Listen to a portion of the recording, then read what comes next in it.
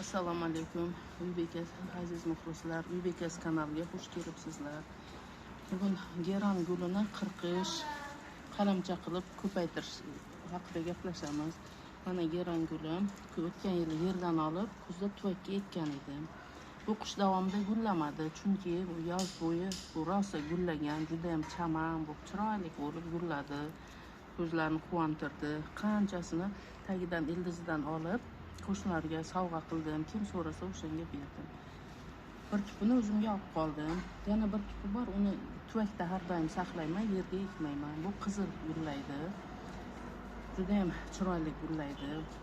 Bilasizlarmi, o'zi umuman mana shu gullarni asl joyi, bularni vatani desak bo'ladi, bu yerda, ona yer bag'ri.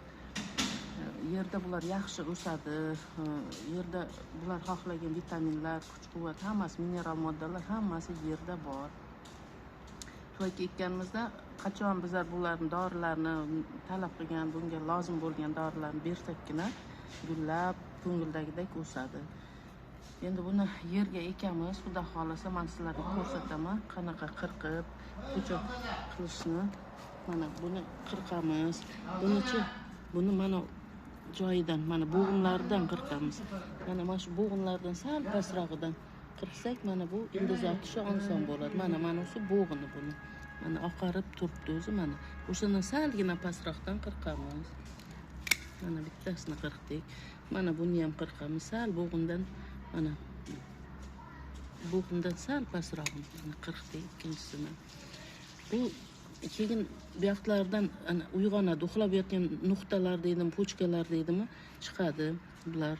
Mana bo'g'inlari, mana bu yerdan ham qirqamiz. Mana bo'g'inlar sal pastroq bo'ldi. Mana yana buni ham qirqamiz, bo'g'indan sal pastroq joydan qirqdik.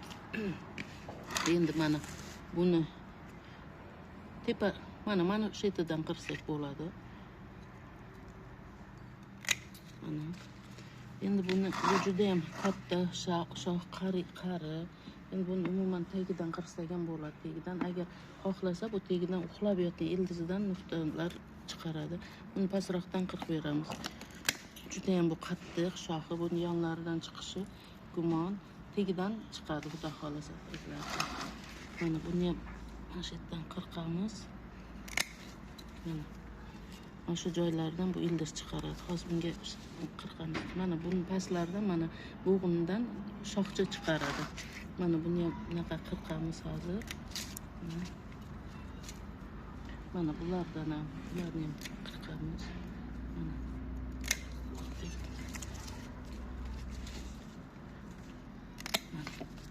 Bo'ldi. Endi bu yaxshilab o'g'itlab qo'yamiz buni.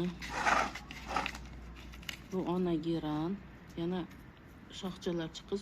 Mana kichkina shoxchalar, mana uyg'onayotgan nuqtalar bor. Mana bu chiqargan kichkina, mana salqinlik qilib, tepasida barglar ko'p bo'lgani hisobiga quyosh nur ola olmaganda, mana bular nozik, nimjon bo'lib qolgan. Mana bu yoqda ham bor kichkina uyg'onayotgan nuqtasi, pochkasi. Mana buni endi olib qo'yamiz. Sizlarga qanaqa qirqishni ko'rsataman. Mana bu barglarni olib tashlaymiz. Buni uzun bo'lib qolishini xohlamayman. O'shaning uchun mana nuqtalari, mana buni 45 gradus qiyalikda qirqamiz. Mana qiyalikda. Agar e'tibor bersanglar, o'z umuman mana shu gullarni yerga ekkanimizda mana bu joyidan sindirib olamiz. Mana juda ham yaxshi bu. Hozir ildiz otishga juda qulay, tayyor bo'lib turibdi. Mana sindirib oldik. Mana barglarni olib tashlaymiz. Bu barglarga kuch ketib qoladi, ortiqcha kuchi. Mana buni tashlaymiz. Mana buni ham bunaqa sindirib olamiz. Mana bu tayyor holatda. Mana shu joyidan bu ildiz otadi.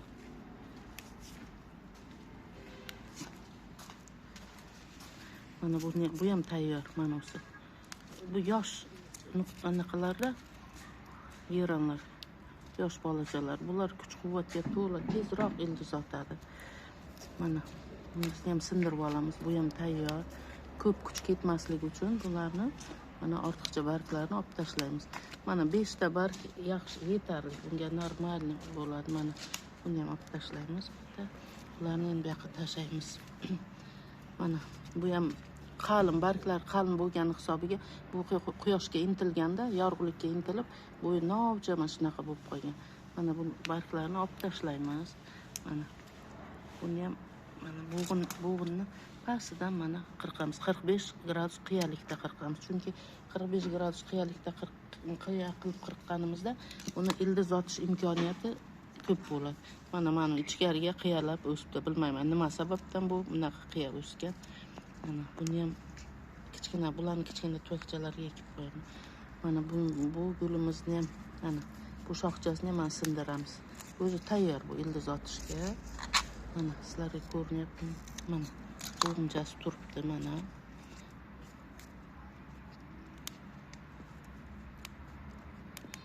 Mana 4 ta bargi qoldi. Mana bu ham Xudo xohlasa juda ham yaxshi tez ildiz otadi.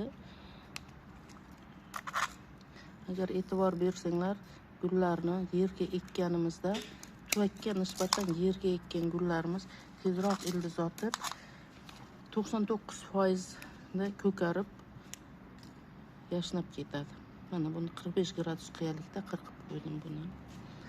Mana keyingisini. Mana buni ham pochka nuqtalari bulari. Mana bu ham 45 gradusda qirqaman. Mana barglarni sal kamaytiramiz. Mana 5 ta barg qoldi.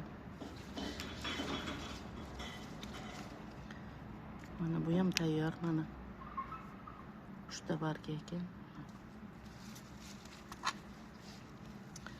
Bu gulimizni mana barglarini olamiz. Mana 5 ta barg qoldi. Endi mana sal qattiqroq joyidan, ko'k joyidan ham olganimiz ma'qul emas. Sal qattiqroq joyidan olsak, bu chirib ketmaydi-da. Suvlik joyi bo'ladi. Yumshoqroq joyi suv ko'p bo'ladi-da, chirib ketishi oson bo'ladi. Sal qattiqroq, juda ham qattiq emas, sal qattiqroq joyidan olsak, bu ildiz otish imkoniyati ko'proq bo'ladi. Mana barglarni kamaytirdik mana.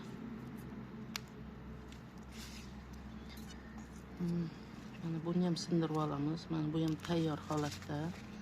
Bularni tuvaklarga eksak bo'ladi yo suvga solib qo'ysak. Bular juda ham nozik, hozir yerga ekishga. Mana kichkinalarni alohida qo'yamiz. Mana bu ham mana buni juda ham nozik ekan bunisi. Buni shoxini qoldiramiz. Mana tegidagi shoxchasini mana ildiz otishiga qulay qo'ydik mana. Chirib ketmasligi uchun. Chunki bu juda ham yangi kichkina.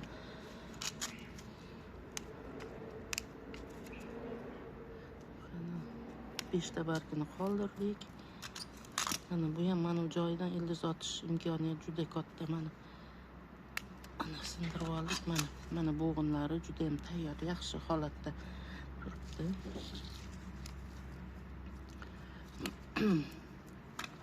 Mana buni alohida kichkina shoxchasi bor ekan, buni suvga solib qo'yamiz ildiz otishiga.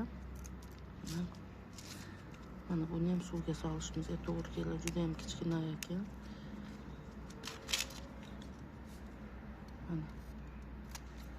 Mana bular tayyor bo'ldi.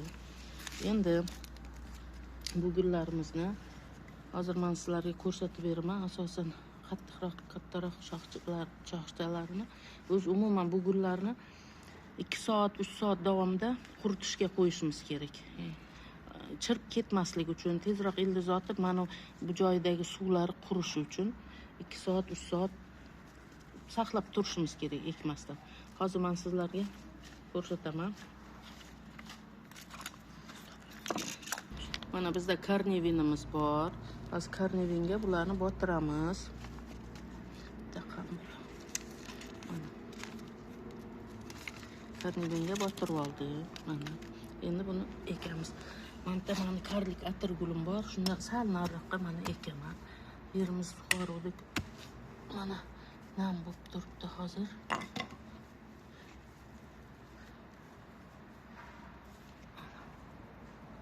Mana ikkitasini.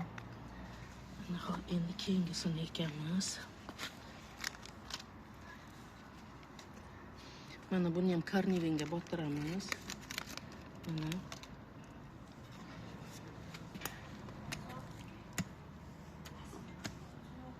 yozda juda ham chamon bo'lib gullab bu. Shu bu yoqqa ham betonimizga ham chiqib ketadi. Mana tagiga gullarni ham tashlab qo'yamiz.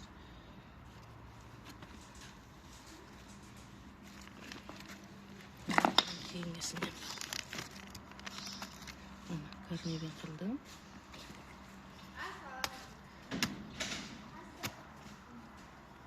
Va alaykum assalom, kelinlaring.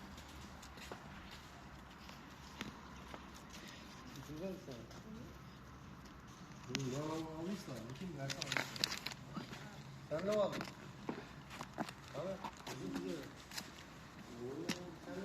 Endi mana fiyalka gullarim bor. Fiyalka gullarim gullab bo'ldi. Bularni urug'lari tushib bo'ldi o'sha yerga. Bularni olib tashlasak ham bo'ladi. Gullab bo'ldi. Juda ham agar qo'yib bersak, bular juda boshqarib eplab bo'lmaydigan darajada ko'payib ketadi. Endi bularni sal bo'lsa ham olamiz. Chunki bu gulimizni o'sgani qo'ymaydi. Bular gullab bo'ldi. Yerga urug'lari tushdi. Bularni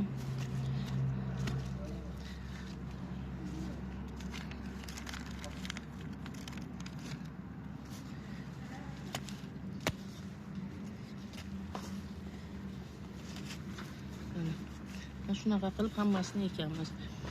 Keyin bularni kuzda tuvakka olganda ko'p odam aytadi. Tuvakka olganimizda bular barglarini to'kib quriydi, ko'p hollarda quriydi deyishadi.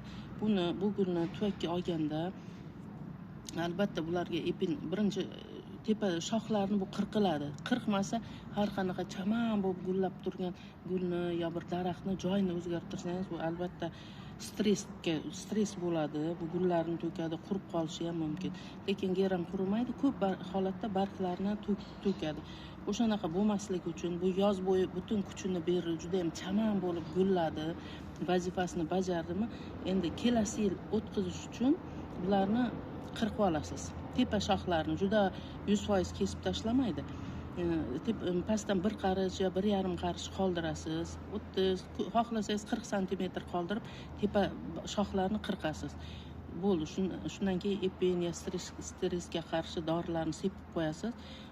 Bahorgacha buningiz yam-yashil bo'lib, juda ham chiroyli bo'lib turadi.